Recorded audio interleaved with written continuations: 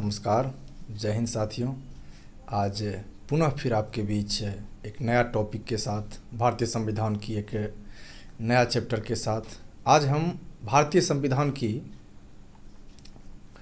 जो प्रस्तावना है उस पर चर्चा करेंगे। पुनः आप लोगों के साथ मैं CB Kumar, YouTube channel Chanakya competitive research centre की ओर से हार्दिक अभिनंदन करते हैं।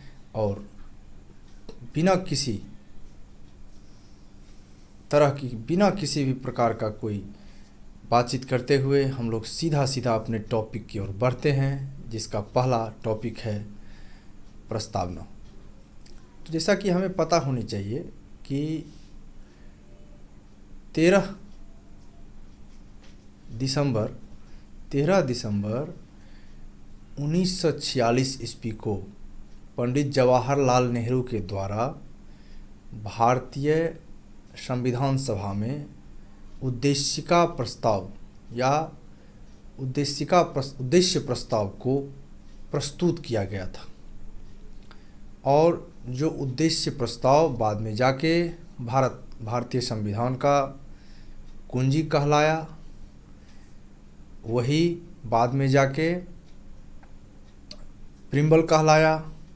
और इस दृष्टिकोण से हम यह कह सकते हैं कि भारतीय संविधान की महत्वपूर्ण जो व्याख्या है वह भारत की प्रस्तावना में निहित है।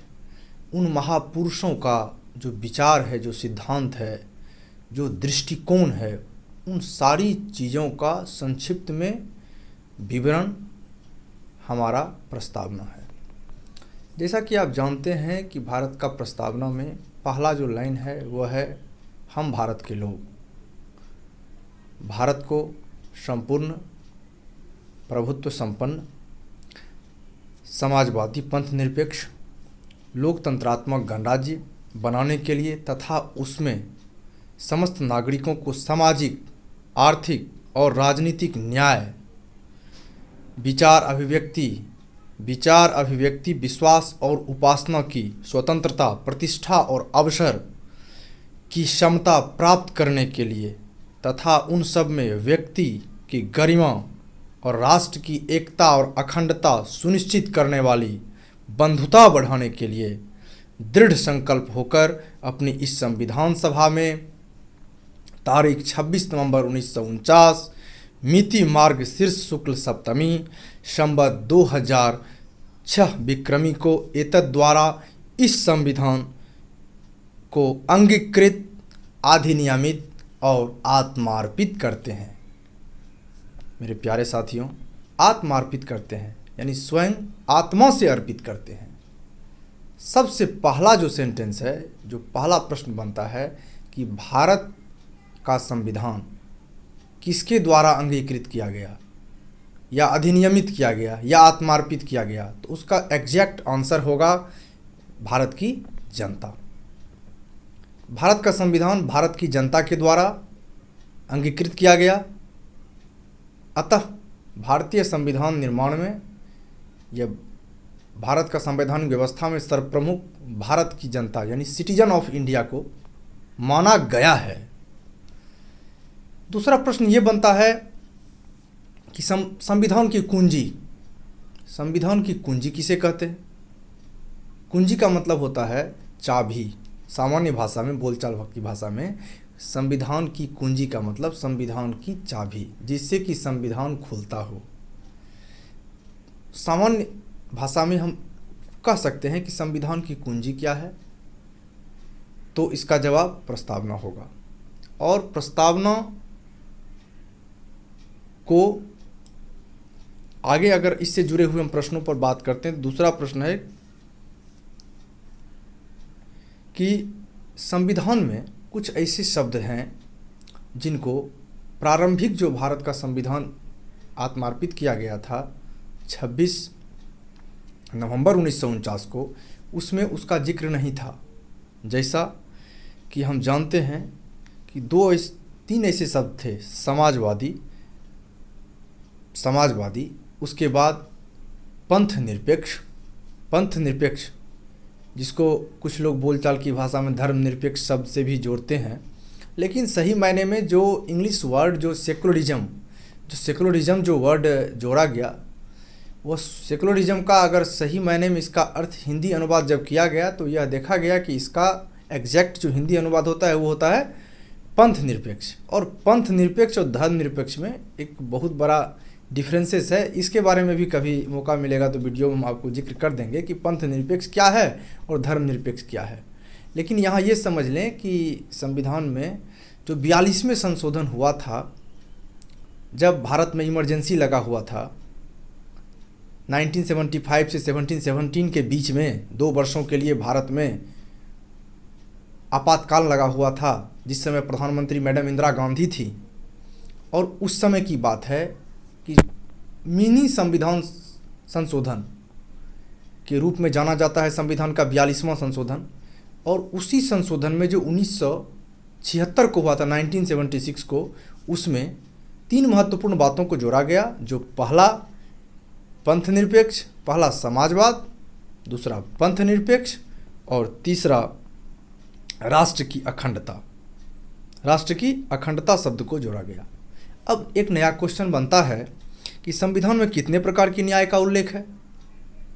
संविधान में कितने प्रकार की न्याय का उल्लेख? आजकल ये सबसे महत्वपूर्ण प्रश्नों में माना जाता है। जितने भी पीसीएस का एग्ज़ाम है, रेलवे का एग्ज़ाम है, चाहे बिहार यूपी से संबंधित, मुख्य रूप से बिहार यूपी से संबंधित जितने भी एग्जाम, उसमें यह महत्वपूर्ण प्रश्न आ गया है क्या कि संविधान में कितने प्रकार की न्याय का व्याख्या किया गया है। तो इसका जवाब है कि भारतीय संविधान में सामाजिक, आर्थिक और राजनीतिक न्याय, सामाजिक, आर्थिक और राजनीतिक न्याय, लगभग 3 प्रकार की न्याय का विवरण मिलता है। सामाजिक, आर्थिक और राजनीतिक न्याय।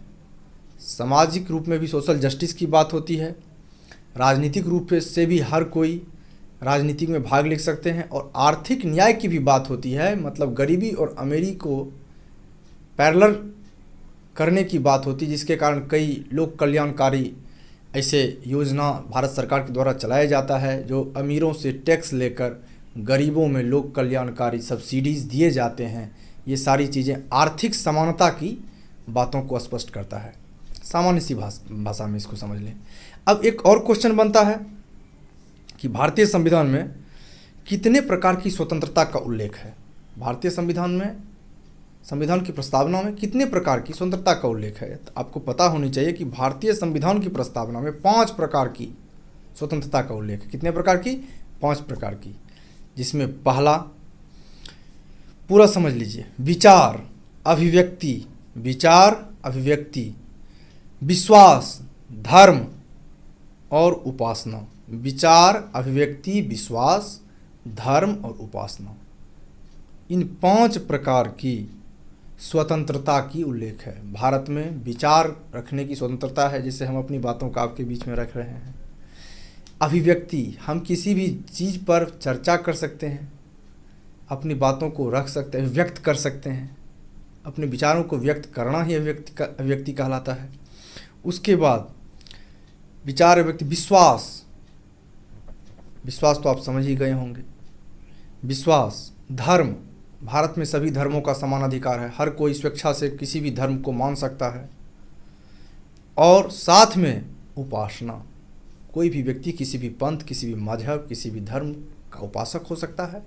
यह भारत की संविधान की खूबसूरती है, और इसका वर्णन हमारे संविधान के महानायकों ने, संविधान सभा के महानायकों ने प्रिम्बल में ही कर दिया था। मतलब यह प्रस्तावना में ही इसका जिक्र किया जा चुका है। अब एक और नया प्रश्न पूछा जाता है कि कितने प्रकार की समता की बात होती है? भारतीय संविधान के प्रस्तावना में कितने प्रकार की समता का जिक्र किया गया है? तो इसका साधारण सा, एक सामान्य सा इसका आंसर है 2 प्रकार का।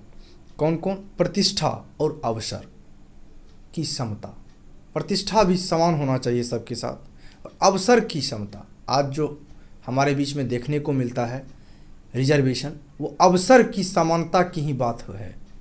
अवसर की समानता, यही एक वर्ड है जिस शब्द को आधार बनाकर पूरे भारत में आरक्षण दिया गया है, चाहे वो SC, ST, OBC और हाल में जो भारत सरकार के द्वारा जो सवर्ण गरीब लोगों को जो 10% का आरक्षण दिया गया है वो इन्हीं बिंदुओं को मद्देनज़र रखते हुए, जिस पर सुप्रीम कोर्ट भी जो है किसी प्रकार का कटाक्ष या अवहेलना नहीं कर सकता है। यह भारत की प्रस्तावना में इसका जिक्र किया गया है। अब हम आगे देखते हैं कि कुछ और क्वेश्चन बनते हैं। तो कुछ क्वेश्चन ये है कि भारतीय प्रस्तावना में केशवानंद भारती जो कि केरल के एक धार्मिक ट्रस्ट के प्रधान थे, और केशवानंद भारती इसलिए फेमस हैं, हाल में उनका निधन भी हुआ है, और इसलिए आपको ये विशेष रूप से बता दें कि केशवानंद भारती के बारे में हमको ये समझना ज़रूरी है कि केशवानंद भारती के बाद में जो उनके साथ जो न्यायालय का जो डिस्कस हुआ था, जो उनके साथ न्यायालय का द्वंद्व हुआ था, उसमें न्यायालय के द्वारा theory of basic structure, supreme court के द्वारा एक सिद्धांत दिया गया, जो सिद्धांत था वो मूल ढांचा, संवैधानिक मूल ढांचा का सिद्धांत। उनका कहना था कि संविधान में, भारतीय संविधान का कुछ मूल ढांचा है जिसको हम संशोधन नहीं कर सकते हैं, जिसका हम बदलाव नहीं कर सकते हैं, और इसमें कुछ मुख्य बातों का वर्णन किया गया, लेकिन ऐसा कोई एग्जैक्ट एक दायरा नहीं तय किया गया कि आखिर मूल ढांचा है क्या। इस पे आज भी विवाद हैं और कई प्रकार के ऐसे डिबेट होते रहते हैं, तो हमको उन विवादों में नहीं पड़ना है, मूल बातों को समझ लीजिए आप। ये बात यह है कि केशवानंद भारती जो वाद था, उस वाद में ही मूल ढांचा का सिद्धांत, थ्योरी ऑफ बेसिक स्ट्रक्चर का सिद्धांत दिया गया था, वो आपको समझना है। केशवानंद भारतीवाद में प्रस्तावना से जुड़ा हुआ सवाल था और भी बहुत सारी चीज़ें उसमें इंक्लूड था। एक बहुत बड़ा निर्णय था, और हालांकि केशवानंद भारती उस निर्णय में उनको हार मिला था, लेकिन फिर भी जो है उनका वह जो बात है वो आज भी ऐतिहासिक है। उसको हम लोग या कोई भी लॉ का स्टूडेंट या कोई भी संविधान का पढ़ने वाला स्टूडेंट उसको स्टडी करते हैं। आज का जो मूल जो हम लोगों के बीच में टॉपिक था, अब हम छोटा वीडियो ही बना के आप लोगों के बीच डालना चाहते हैं। और मूल बातें जो था हमने जो आपके बीच में रखा, वो भारतीय संविधान की प्रस्तावना जो कुंजी था। जब हम संविधान पढ़ते हैं तो पहला क्लास में हमने पढ़ा जो भारत का संविधान सभा का क्या स्ट्रक्चर था, किस प्रकार भारत की संविधान सभा का निर्माण हुआ था, और उसके बाद हम लोगों ने प्रस्तावना के बारे में पढ़ा। और फिर जो अगला क्लास होगा उसमें हम आप लोगों के बीच राज्य और संघ के संबंधों का चर्चा करेंगे कि आजकल एक ट्रेंड कर रहा है कि क्या कारण है कि इलाहाबाद हाई कोर्ट ने जो उत्तर प्रदेश गवर्नमेंट को जो है राज्य सरकार को यह निर्णय दिया कि आप लॉकडाउन लगाइए, और राज्य सरकार ने उनके निर्णयों का अवहेलना किया और सुप्रीम कोर्ट में चले गए, और सुप्रीम कोर्ट से सरकार के पक्ष में निर्णय आया। तो इस पर काफ़ी विवाद अभी चल रहा है सोशल मीडिया पे और भी बहुत सारे पेपर में या न्यूज़ चैनलों पे। तो हमने सोचा कि यह कोई बहुत बड़ा मैटर या इशू नहीं है, क्योंकि यह तो सामान्य सी बात है कि राज्य का जो अधिकार है, संवैधानिक अधिकार है, और न्यायालय का जो अधिकार है, वो दोनों का एक कंट्रोवर्सी नहीं होना चाहिए। मेरा कहने का मतलब दोनों का अपना अपना क्षेत्र में अलग अलग अधिकार दोनों को मिले हैं, और अपने अपने दायरा में रह के ही कोई भी कार्य करने में ठीक रहता है। क्योंकि भारत के संविधान में आप लोग जानते होंगे कि विधायिका, न्यायपालिका और कार्यपालिका को अलग अलग एक दायरा में बांट दिया गया है। सबों का एक अलग अलग राइट्स हैं, अधिकार हैं, और उन अधिकारों में कभी कभी ऐसा देखने को मिलता है कंट्रोवर्सी जो है, एक दूसरे के बीच में एक विरोध देखने को मिलता है। तो ये भी एक खूबसूरती है भारतीय संविधान की या भारत की व्यवस्था की, भारत की लोकतंत्र की, जिसमें कि सबों को एक मौका मिलता है अपने अभिव्यक्ति को व्यक्त करने का, और वो सारे जनता के हित में ही होते हैं। ऐसा नहीं है कि वो जनता के हित में नहीं है। चाहे वो यूपी गवर्नमेंट हो, उत्तर प्रदेश का गवर्नमेंट हो, उन्होंने भी जनता के हित में ही लॉकडाउन नहीं लगाने का निर्णय किया, क्योंकि उन्हें ऐसा लग रहा है कि इससे काफ़ी मात्रा में गरीबों को परेशानियों का सामना करना पड़ता है। और कहीं ना कहीं जो हाईकोर्ट इलाहाबाद था, उन्होंने भी यह सोचा कि अगर ऐसा नहीं होता है तो लगातार जो है मरीजों की संख्या जो बढ़ते जा रहे हैं, और इस तरह से अगर पेंडेमिक में इस तरह बढ़ेंगे तो बहुत बड़ा एक प्रॉब्लम क्रिएट हो सकता है। लेकिन इन सारी चीज़ों में हमें एक संवैधानिक दायरा ज़रूर याद रखनी चाहिए, उन्हें नहीं भूलना चाहिए, क्योंकि इनसे लोगों में जो खास करके मूल रूप से छात्रों में एक कंट्रोवर्सी पैदा होता है। तो ये सारी चीज़ें हैं अपने जगह पे, लेकिन हम इसके बारे में खूब अच्छी तरह से राज्य संघ के संबंधों को, न्यायपालिका के जो अधिकार क्षेत्र हैं, इन सब पर जो है एक नया वीडियो लेके आपके सामने आएंगे। आज इतना ही, लेकिन आप लोगों से करबद्ध निवेदन है कि जो आज आप देख रहे हैं, जो जिस तरह से कोरोना महामारी बढ़ते जा रहा है, उसमें एक महत्वपूर्ण बिंदु है कि हम लोग चाहे जो भी हो 28 तारीख के बाद, 28 तारीख से जो वैक्सीनेशन है उसके लिए रजिस्ट्रेशन होना प्रारंभ हो जाएगा। और उसमें आप लोगों से यह निवेदन है कि अधिक से अधिक जो युवा वर्ग हैं, जो 18 ईयर्स ओल्ड हैं, 18 वर्ष से ऊपर के जितने भी एडल्ट हैं, उन सभी से मेरा आग्रह रहेगा कि वो सारे लोग ज़रूर रजिस्ट्रेशन करवाएं। और अपने आसपास के जितने भी जहाँ भी आपके आसपास में इसका सेंटर होगा, वहाँ पे जाके कोवैक्सीन या जो भी आपके आसपास में जिस तरह का भी वैक्सीन उपलब्ध हो वहाँ के गवर्नमेंट के द्वारा, उसको अवश्य लगवाएं, जिससे कि आने वाला समय में, हम लोगों ने रिपोर्ट देखा है, इसमें तो कोई कहना चाहे कोई बरगलाने की बात है नहीं, हम लोगों ने रिपोर्ट देखा है कि कितना प्रभावी हमारा वैक्सीन है। ऐसे बहुत ही कम ऐसे मरीज़ मिले हैं, 10,000 में ऐसे 3-4 मरीज़ मिले हैं जिनको पुनः ऐसा प्रॉब्लम हुआ भी है, और हुआ भी है तो वो जो है सुरक्षित हैं। तो आज इतना ज़रूर है कि जो हमारा वैक्सीन है वो संजीवनी का काम कर रहा है। इसलिए हम आग्रह करेंगे सभी युवाओं से कि आप लोग जो हैं ज़रूर से ज़रूर, मेरे छात्रों से या जहाँ तक हमारा फॉलोअर्स हैं, कि आप लोग कोवैक्सीन यूज़ करें और उसको वैक्सीनेशन में भाग लें, और फिर जो है देश को जो है मजबूती के साथ, इस देश का जो समस्या है, संकट जो है पूरी दुनिया पे, और पूरी दुनिया के साथ साथ ये चाइनीज़ वायरस जो पूरी दुनिया को अपने जद में करके रखा है, ये पूरी दुनिया पे जो है तृतीय विश्व युद्ध का जो तांडव मचा के रखा है, वह जो चाइनीज़ वायरस से लड़ने का एकमात्र रास्ता है, वो रास्ता है कि हम लोग मजबूती के साथ गवर्नमेंट का सपोर्ट करें और 100% जो है सुरक्षित रहें, और साथ में हम लोग वैक्सीनेशन में भाग लें, जिससे हम इस चाइनीज़ वायरस के खिलाफ लड़ सकें और दुनिया के सामने ये साबित कर सकें कि ये चाइनीज़ वायरस जो है वो बिना अस्त्र का, बिना शस्त्र का पूरी दुनिया में तीसरे विश्व युद्ध को प्रारंभ कर दिया है, और हज़ारों लाखों लोगों, करोड़ों लोगों का जान देने के लिए जान